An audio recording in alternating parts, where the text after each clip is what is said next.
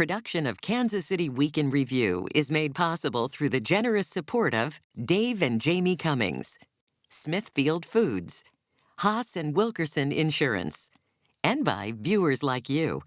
Thank you. Coming up, another police officer shot to death. This time, it's here. Kansas schools say they're hurting, but Shawnee Mission approves big raises for administrators. The Royals head to the White House, and we trash talk, and I'm not talking about the conventions, but we'll get to that too this half hour. Hello, I'm Nick Haynes. Those stories and more straight ahead on this edition of Kansas City Week in Review. Glad you're with us. Dissecting the stories making news in this place we call home. Contributing writer for The Pitch, Barbara Shelley from KMBZ Radio, Bill Grady from the Shawnee Mission Post. Jay Center is with us, and star business and development reporter Steve Vokrot. Amid heightened concerns over the shooting of police officers around the country, a Kansas City, Kansas police captain is killed this week while pursuing a suspect in a drive-by shooting. The death of Captain Robert Dave Melton comes just 10 weeks after another member of the KCK Police Department was killed while pursuing a suspect. How precious is the grace of you. Words cannot express what our department is going through. Just take it one day at a time. You make sure you always kiss them, kiss her goodbye in the morning, and make sure you tell them you love them before you leave. Sights and sounds from a vigil this week honoring Captain Melton in downtown KCK. Our Metro is also coming to terms this week with the revelation that the suspected shooter in Sunday's deadly ambush of 3 officers in Baton Rouge was also from Kansas City, graduating from Grandview High School. Now, last week, we asked, is area law enforcement doing anything differently? Then the response was, well, some departments are no longer dispatching individual officers on crime calls. Instead, they're sending 2 officers. What more, though, can law enforcement actually do, Bill? Well, I think they've done pretty much all they can other than community outreach, and that is being ramped up. Now, kudos to Chief Forte, because that's really been very close to the top of his agenda. But this past week, I spoke with Pastor John Modest Miles, whose church is literally across the street from the East Patrol Station at Morningstar Missionary Baptist Church. And he is meeting with some other clergy in the inner city talking about expanding it even further, doing ride-alongs, things like that. And so I think there's sort of this synergy that people in the community and in the clergy, as well as the police department, want to make this thing work. Barbara. I'm just stunned by the idea that in a mid-sized city like Kansas City, Kansas, 2 officers could be shot months apart, weeks apart actually. There's been 31 officers fatally shot in the line of duty in the United States this year, and that includes the incidents in Texas and Baton Rouge recently. And to think that among the others, that 2 would be from this community, it's just breathtaking, and it is coincidence. There was no connection between these 2 incidents. Now, it may not be too much of a surprise then that Channel 41 is reporting this week that almost all law enforcement agencies in our metro struggling to recruit officers. So what are police departments doing, or what can they do to make wearing a police blue uniform an attractive proposition during this polarized time? Jay? Well, I will note that during the Prairie Village City Council meeting this week, the police captain during budget discussions noted that there's actually quite a bit of price competition between Johnson County police departments to get new recruits in. If you move to a department, the years that you've had of service in one department transfer over. I think more than anything, it just underlines the fact that the pressures to get people in the job are compounded not just by the price of bringing them in, but also all the basically bad news that's coming out around the dangers. Steve? I would say in the context of this discussion, it's important to make the distinction between the Baton Rouge shooting, which, as you mentioned, there's a suspicion that the person who did that was from Kansas City. And the shooting from this week of the KCK police officer, that was not, the KCK police officer did not appear to be a targeted, revenge type shooting. It was occurred in the line of, and the shooting was in the line of duty. It was not anything that was planned, and they have charged some individuals with capital crimes related to it. While we see the sort of resentment that's taking place, and we've seen the violence against police officers, law enforcement around the country, and certainly in our own community, but lots of outpourings of goodwill to police this week too, Bill. It's been amazing, especially in Kansas City, Kansas, where people have literally come by the police headquarters and left flowers in the lobby and written out cards and written out notes, and they've even gone to the police substations taking meals, food, and hugging these guys and everything. KCK police are really, they're truly touched by this outpouring of support. Now, while there is despair over the shooting of law enforcement officers, there is still anger over what some say is the indiscriminate shooting deaths of African Americans by the police. It was one of the issues that bubbled up this week in our election conversation series, Common Grounds, where we are capturing the pulse of the community this campaign season over a cup of joe. This week we're at the corner of 31st and Troost. We're at an internet cafe set up for those without access to computers. It's run by Reconciliation Services, which offers emergency aid and support to those who have fallen through the cracks.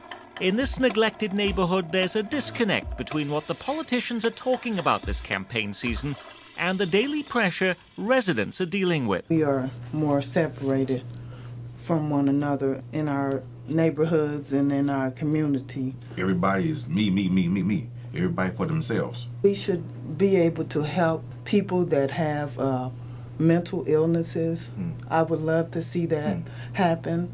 I would love to see us help the homeless more. The reality is Kansas City is still a hyper-segregated city. It's really ugly out there. And because I'm a single black woman, people have a tendency to look down upon me and treat me with disrespect. They may not directly say, well, I'm looking down upon you, or you are nothing to me, or you are beneath me. They may not say that directly, but their actions speak louder than their words. One of the things that's often said is like, well, I'm not racist. So if I'm not racist, then, you must clearly kind of be making it up. Conversations about race quickly turns to talk of police shootings. We are against each other. Martin Luther King, he gave his life for nothing because we're still in the same situation we were back then. Everybody's got that animosity, that rage.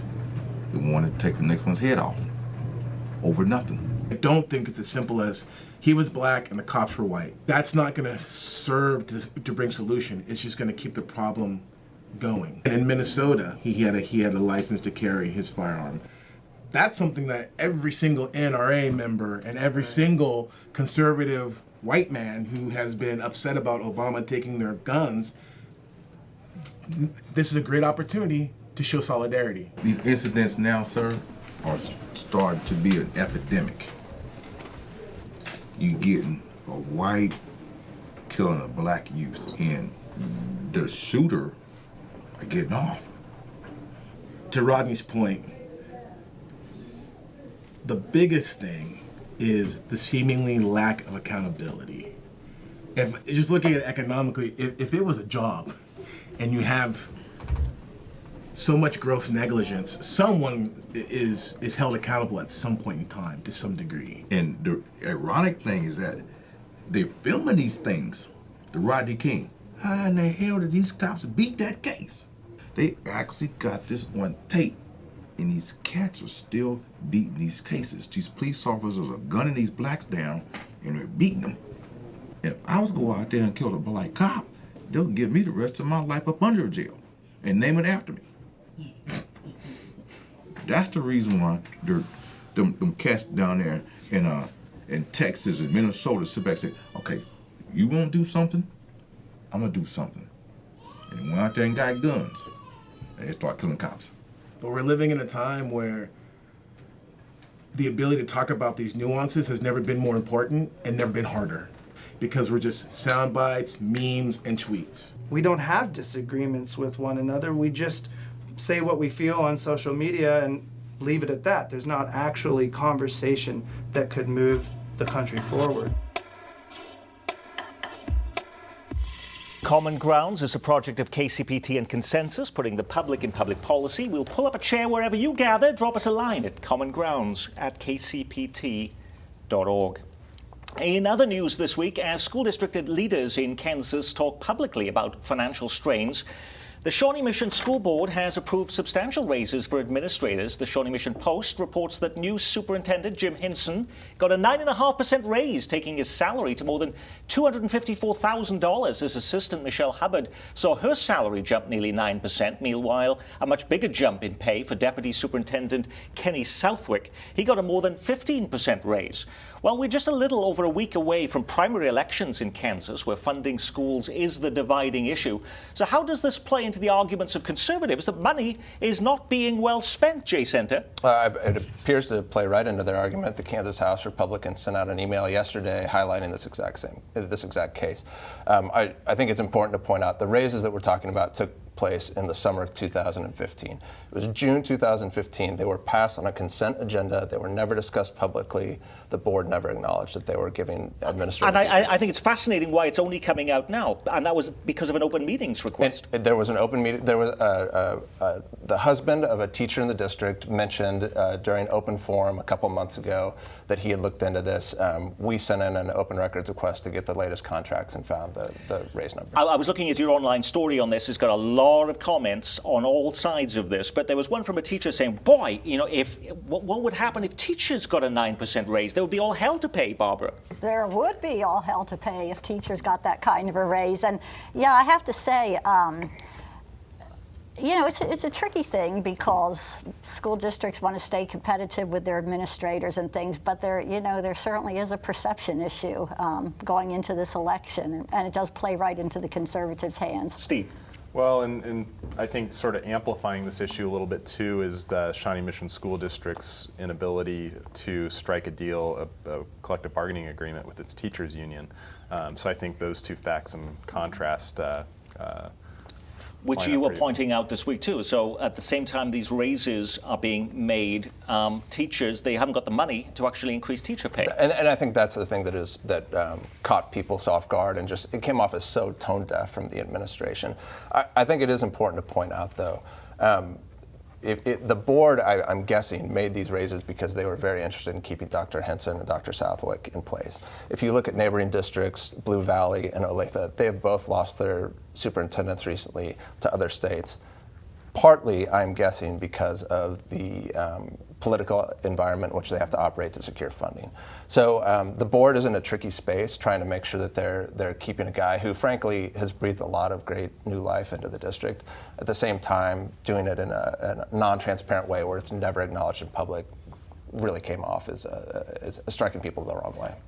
As much of the political world this week has been transfixed on Cleveland for the Republican National Convention, it's not lost on Kansas City officials that it could just as easily have been us.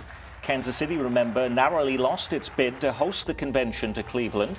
40 years ago this very summer, it was here at Kemper Arena. That's when Gerald Ford won the nomination over Ronald Reagan.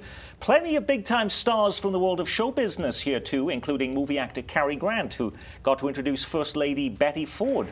Does Kansas City still have grand designs on being party central for a Republican or Democratic convention in 2020? Or has the city now lost its appetite, Bill Grady? I don't think they've lost their appetite at all, especially since in 2018, the new Hyatt Convention Center Hotel is coming online. So I expect, if anything, they're going to ramp up their efforts because there are a lot of people that are saying the hotel was not necessary and it puts taxpayers at risk and so forth and so on. And so there will be a greater, in my view, a greater push to bring more gatherings here. Now, there was a concern of the editorial board at the Star when you worked there, Barbara Shelley, that, we were pleased we weren't going to get the convention because there were going to be riots in Cleveland. I mean, there was all sorts of mayhem. None of that transpired. None of that transpired, but what did transpire in Cleveland, and actually, to a lesser extent, I think it happens in other conventions, is that everybody thought there was going to be mayhem. So people that would normally go to downtown Cleveland to eat or whatever, they're staying far away. And the delegates, they actually don't eat out that much. You know, they go to catered events. And so what you find is that these conventions aren't as much of a bounce for downtowns as they're believed to be initially. Okay. But I think Bill's right. I think Kansas City will put his bid in again. So there's more to this, though, than just the economic boost, isn't there, Steve? Well, I think there was some concern about, does Kansas City's image get tied to a candidate who's very polarizing in Donald Trump, and I never really bought into that. I don't think anybody links Cleveland with Donald Trump. I don't think they would have, Kansas City would, or any city that's going to host these things, they have no control over that kind of thing. Now it's time to talk trash. No, this is not about the conventions again. It's hot outside, and that makes the smell even worse of rotting garbage not being collected on our metro streets. Channel 41 reporting this week on one neighborhood in Merriam in Johnson County that hasn't seen a trash truck apparently pick up the garbage cans in 2 weeks. A recent story in the Star says the heart of the issue is no one wants to be a garbage collector and that local trash companies simply can't staff the trucks. Deffenbaugh says drivers' hourly salaries in the Kansas City area are between $40,000 and $60,000 a year. So is it really a hiring crisis, or is there something more to this? Now, you've been reporting on a lot of issues relating to trash. Is it just about salaries? Or is there something more to it? According to the administrators and the executives at Deffenbaugh, that is the issue. They're just having a hard time getting people to say, yes, I want to be a garbage truck driver. I think as you've seen the economy improve, people who drive trucks for a living have had other opportunities to do it in other industries. And so you've also heard school districts say, we can't hire people, we can't get enough people to drive school buses. So that appears to be an actual concern. At this point, Deffenbaugh has made appearances before the cities of Prairie Village and Mission, basically saying, yes, we are not living up to our obligation to you. We're doing our best. Hopefully more staff is on the way, but the problems persist. I mean, you had neighborhoods throughout Northeast Johnson County this week that didn't have their trash picked up. So it's not just one city. No, there are cities all over Johnson County. It's not just Deffenbaugh. Town and Country, which serves Fairway as well, is having the same problems. Barbara. Oh, all over. Lee Summit and places like that. I think it's more than just the driver shortage. I think there's been some transition changes, ownership changes among the trash collectors, and that's had an impact, and some are moving to new technology. Well, they throw out all kinds of reasons, but you know, it just kind of at the core is the driver shortage. But I have to say that my recycling has still not been picked up from yesterday.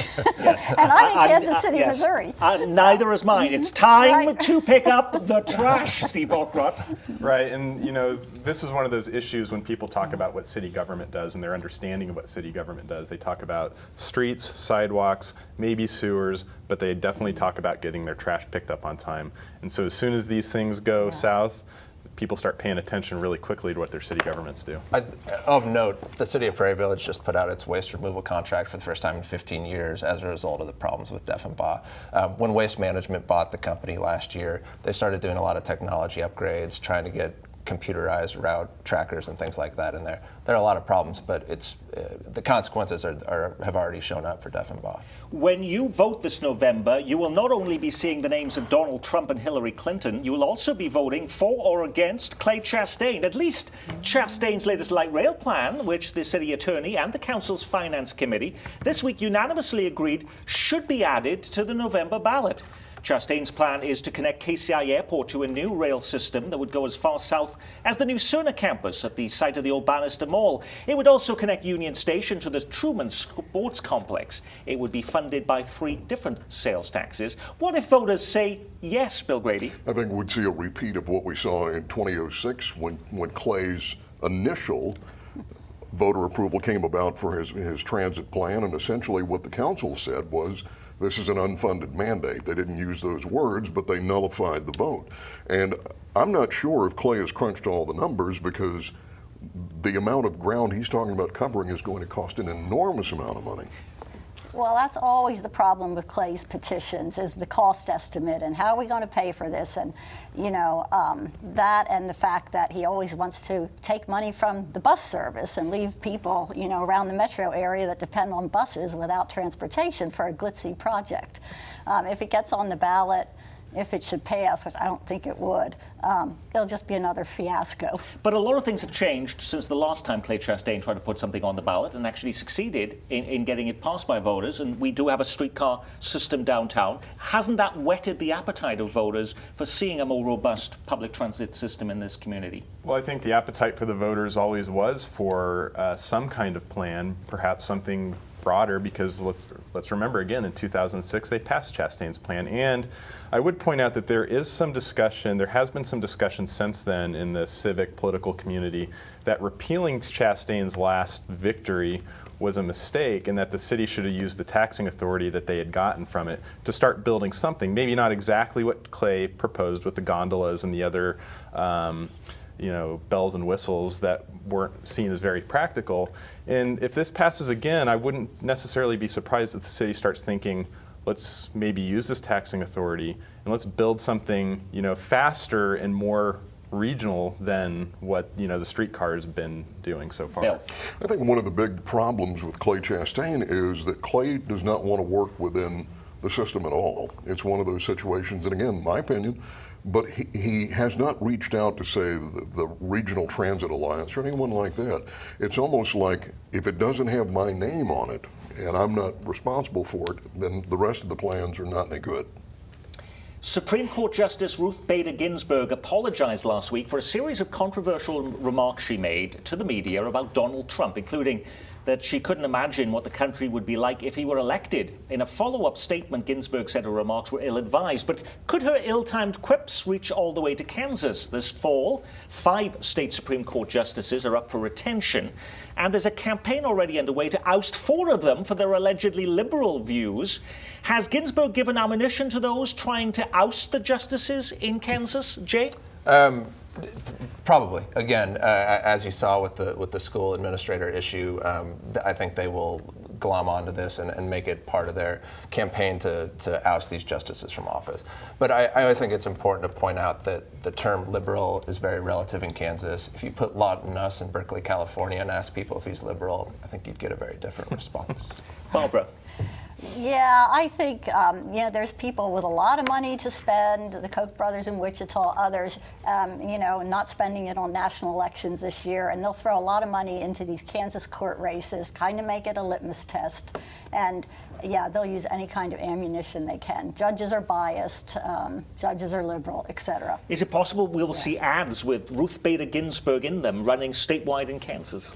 It's possible. I mean, this year, probably more so than any other time in my lifetime, I think the judiciary is getting a lot more scrutiny, not just the federal judiciary, but state judiciaries, particularly in Kansas, as we've discussed. It is important to point out that, while Ginsburg's comments were, fairly astonishing and very pointed, which is unusual for a judge, we've had Supreme Court justices make public comments about, maybe not certain individuals, but about social issues. You've seen Clarence Thomas, Scalia, before he passed away, was outspoken on a few issues. So it's not entirely out of left field, if you will. Well, I think it kind of depends on how the campaign evolves and how Trump comes off. It might not actually be too bad to be criticizing Trump by the end of the campaign rolls around. Nearly 8 months after Kansas City won something called the World Series, the Royals finally get invited to the White House. Let's give it up for the World Series champions, the Kansas City Royals. While all the players and coaches were in Washington, and plenty of other people, a number of other Royals business executives were actually hosting a business panel conversation at Union Station on how winning royally changes everything. They were doing that for the Chamber of Commerce. If you're not at the K or watching the Royals play on TV, how is your life in the city changed, Steve Okra? Well, I think the Royals, probably the biggest, broader implication of the Royals' success is that it's, to my thinking, is it's really led to this infusion of Kansas City pride, if you will. I mean, I think, and I say this as somebody who didn't grow up here, I've moved here, there was always kind of the sense I felt of like this inferiority complex, and it's been written about and discussed in Kansas City, and I sense a lot less of that as the Royals have become more successful. And it almost feels like their impact is maybe more so than the Chiefs were if they were more successful over the last few years, because the Royals are more of kind of an everyday type of thing rather than once a week for a few weeks in the fall and the winter. Just my view. Barbara. Yeah, I talked to a young person who moved here recently from mid-Missouri, and she said she said the Royals were part of it. She said it just seems like Kansas City has a really good vibe right now, and they're part of it. Jay. Yeah. I think it's obviously, based on the excitement of the last couple of years, it's a little bit disappointing. But on the other hand, as someone who saw them win the World Series when I was 5 years old in 1985 and thought it was never going to happen again in my lifetime, it's just gravy at this point. And they're not going to be great every year. It's fine. It's exciting. And it's quite remarkable that the Major League Baseball announcing that the top 20 baseball jerseys sold in America, and 4 of them are Kansas City Royals players. So people around the country, little kids, are wearing all of these Kansas City players' uniforms. None of them were in that list last year. So that's a rarity that we are having such a national play for our players. Bill? I think it's as has been mentioned here, it's one more twig on the pile. Kansas City does have kind of a momentum going right now, so it's good to add to that. When it opened in 1997, its owners said it would attract 8.5 million visitors a year. It never did anything like that, and now the Great Mall of the Great Plains, yes, it's meeting the wrecking ball, another of our metro's huge retail centers biting the dust. What went so terribly wrong, Steve? Well, the people who built the Great Mall, they thought they were going to be able to load up these big charter buses and get people coming from all over the country, or the region at least, to come shop at the mall, and that just never panned out. I don't think that vision was ever really realistic. It's very far to the south. Some of the interchanges around there are a little confusing to navigate. There's a lot of retail competition in Johnson County that has come online since 1997, and it probably really existed at the time, and so it was just one of those malls that was going to have a very difficult time competing. But like the Indian Springs Mall, which we talked about recently, they're demolishing it with absolutely no use in sight for what they're going to do with it. Well, this is not just a local problem. Malls all over the country have closed. Matter of fact, there's a website now, I think it's called deadmalls.com. Millennials just don't go to malls. And, the whole landscape of shopping has changed with the internet and so forth. And so, obviously the exception is Oak Park. But in all likelihood, it is easier to sell a property that's vacant, that is devoid of anything, as opposed to a disintegrating mall. And that is our Week in Review. Our thanks to our news reviewers, Pitch contributing writer Barbara Shelley and Jay Center of the Shawnee Mission Post. Thank you so much. Bill Grady is on the streets covering the news for KMBZ, and Steve Ockrott covers business for The Star. I'm Nick Haynes. From all of us here at KCPT, thanks for spending part of your weekend with us.